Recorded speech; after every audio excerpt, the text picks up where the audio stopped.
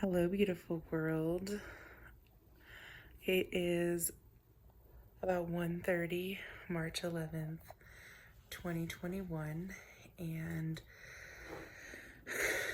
I wanted to kind of document this journey that I'm about to embark on for the next year to year and a half.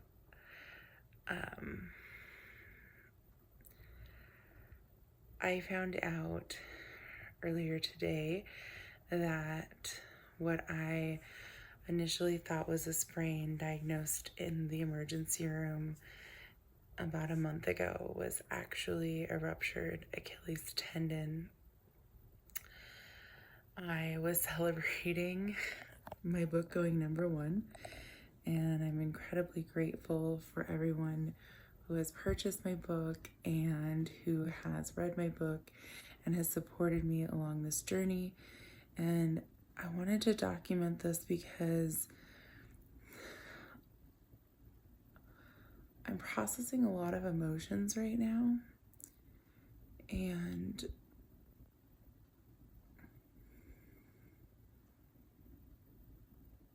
the work that I do is literally help people overcome their fear and step into their fear. And I'm literally staring my worst fear in the face right now. As any of you know, my worst fear is being a burden on other people, whether it's physically or emotionally, and asking for support is the last thing I want to do.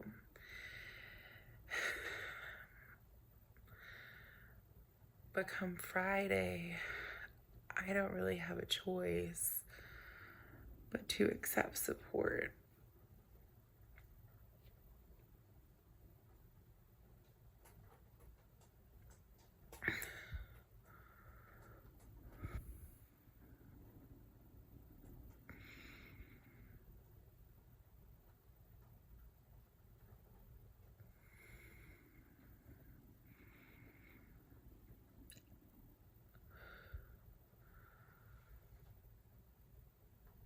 I'm going to be off my foot for 10 to 12 weeks, which means that I get to allow people to help me because I won't be able to do a lot of things for myself. I get to slow down, which is not something that I enjoy doing. And the doctor made a joke and that it's a good thing I'm an author and not a basketball player. And that's true, because this could be a career-ending injury, but I'm a very active author, and the last month has been so hard sitting on my couch and putting my foot up and doing what I thought I was supposed to be doing. And it's really hard. It's been really, really hard because I just want to do. And I haven't been able to as much as I would like to. But I know for the next 10 to 12 weeks, I don't really have an option, because if I re-injure my foot after surgery, it means going right back under the knife and starting the process all over again. And I'm not willing to do that. I don't regret how this happened. I don't regret celebrating the way that I did. It makes for a really great story. And plus, life is way too short to have regrets.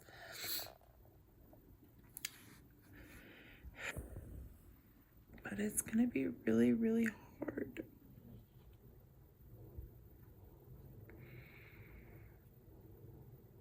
It's gonna be really hard. For the last couple weeks, I've been joking with my friend Sarah, who is also my roommate. She just had tendon surgery on her finger.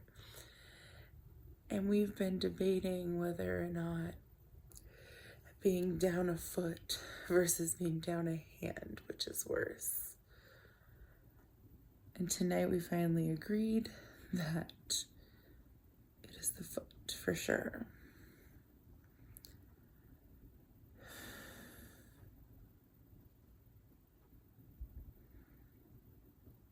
Not only am I giving up being able to, my mobility for the next 10 to 12 weeks,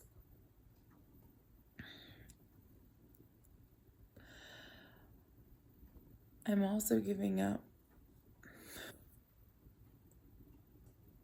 other things. I was supposed to leave next week to go to a women's leadership seminar with my two best friends. And it's like one thing after another. I have been adamant since November that I was going to this retreat seminar this month. And I did everything to make it possible. And I just found out that I probably won't be going for at least a year.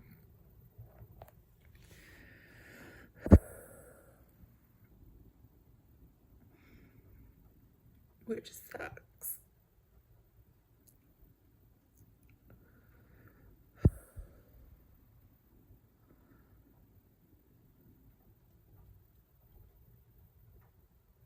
But I wanted to do this. I wanted to document this process over the next year.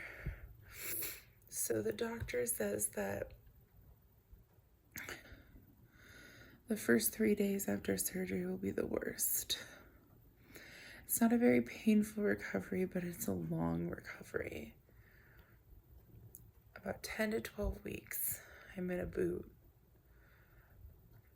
And that's it. About 10 to 12 week mark, I can go to physical therapy to start working on range of motion, resistance, weight bearing, all those fun things. The initial healing process takes about 4 months, but I can't do anything strenuous or hard on my foot, like hiking or running or jumping or climbing or things like that, for the next year to year and a half before it's completely healed.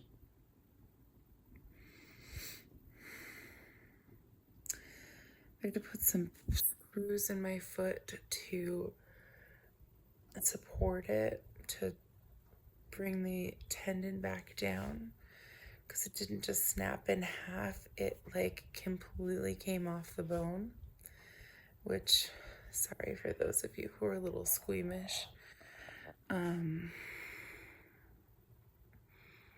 Maybe at some point I'll put the x-rays in here, because it was so noticeable that that even I, an untrained medical eye, could see the problem. But I wanted to document this because there's so many fears that are already coming up for me. And I thought, what better way to illustrate what I do than to document this process? And I keep looking at my foot because I'm in a little bit of shock. but I wanted to document this to show the work I do in action. I utilize the tools that I teach in my everyday life, and this is no different. So while all these fears are coming up for me, I know that I have what I need in my toolbox to get me through this and to get me to the next step and to get me to the next level in my life. And I'm so grateful for those tools. And so I wanted to document this as a way to show those of you that are skeptic of my work, or those of you who are on the fence of whether or not you want to hire me or work with me. This injury doesn't keep me from coaching and consulting and speaking virtually. I can do all of that still. But this is like a way of me showing you firsthand that this work really does work, and that I use it myself to get through really scary moments in my life when fear is rearing its ugly head. And so that's the purpose of this. That's why I'm doing this. I'm doing this to show you that I'm human, and that we all have fear.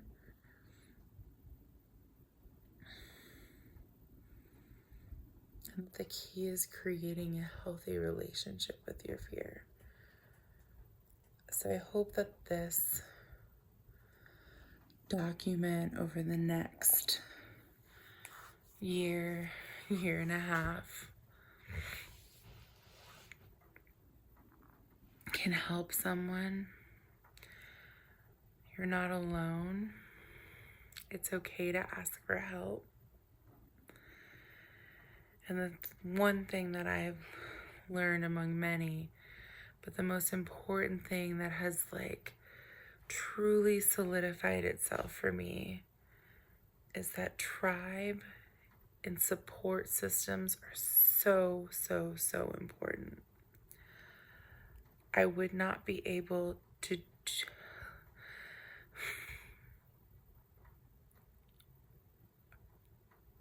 I wouldn't be able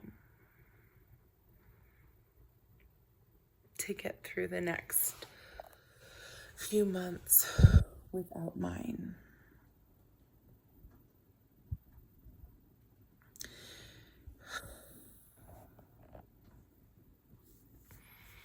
They're rallying around me to figure out how to support me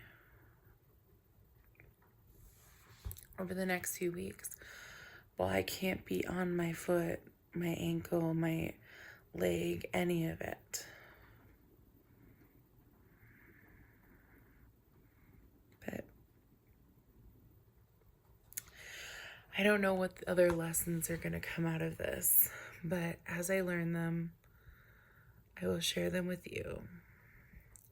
And as I continue to push through these fears that are coming up, I will tell you all about them.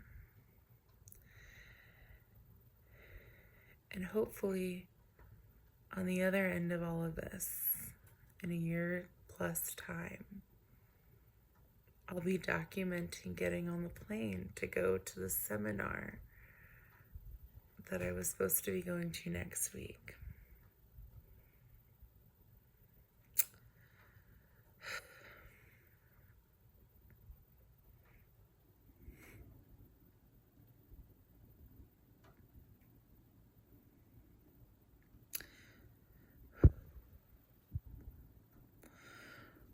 When the doctor was telling me that I'd have to have this surgery,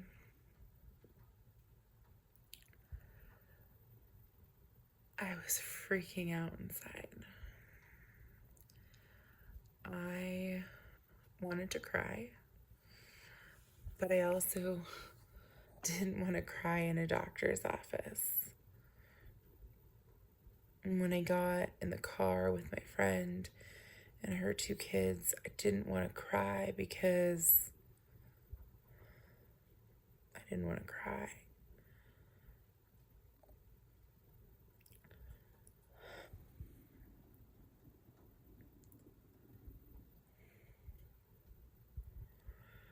I really just wanted my mom.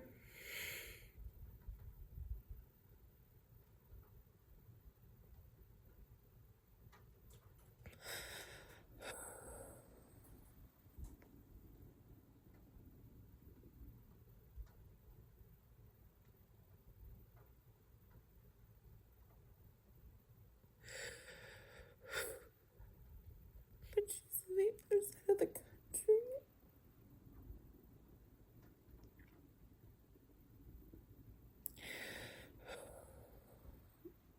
And so when I called her, I don't know, I had this brief moment where I forgot that, like, we're in the middle of a pandemic.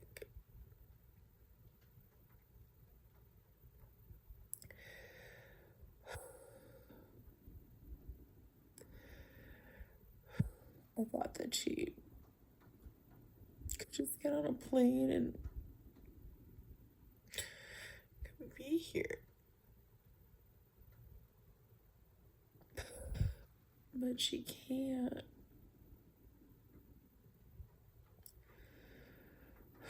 She's got her own health stuff, and it just doesn't make sense.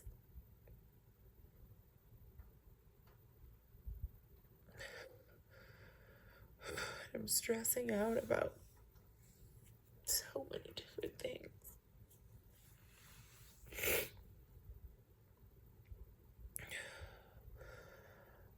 Messy apartment.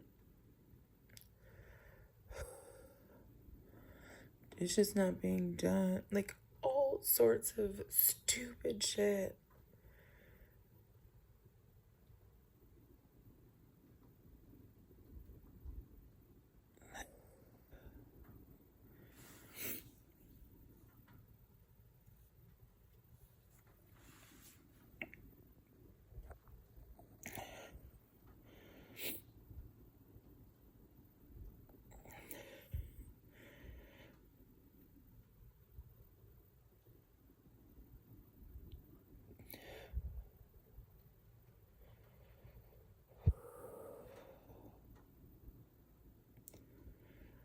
Yes, this is for me too in some way.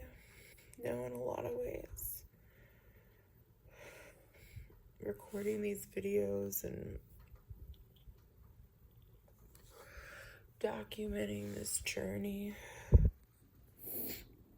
is also kind of cathartic.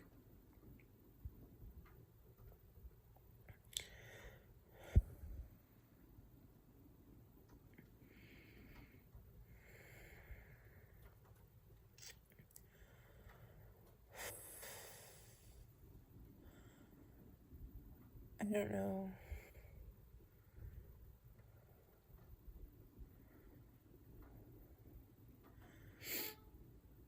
When the fun, bubbly version of myself will come back. Right now,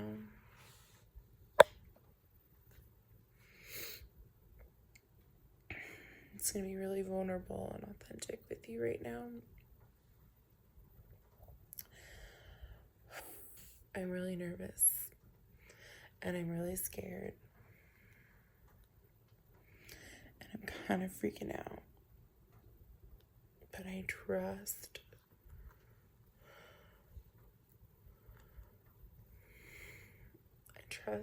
that I have put together the best possible support system for myself,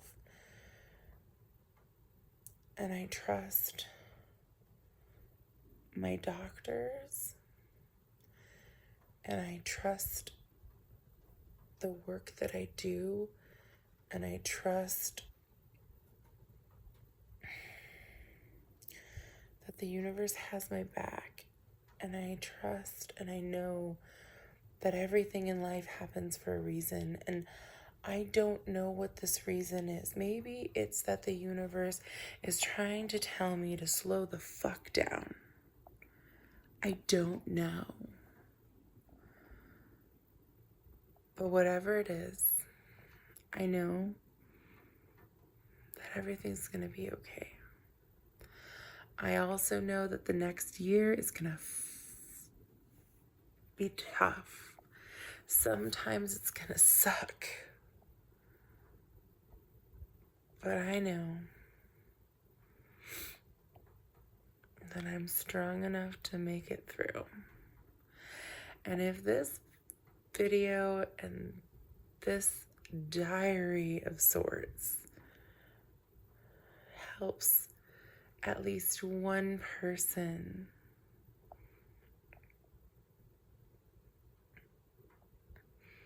realize that it's okay to ask for help,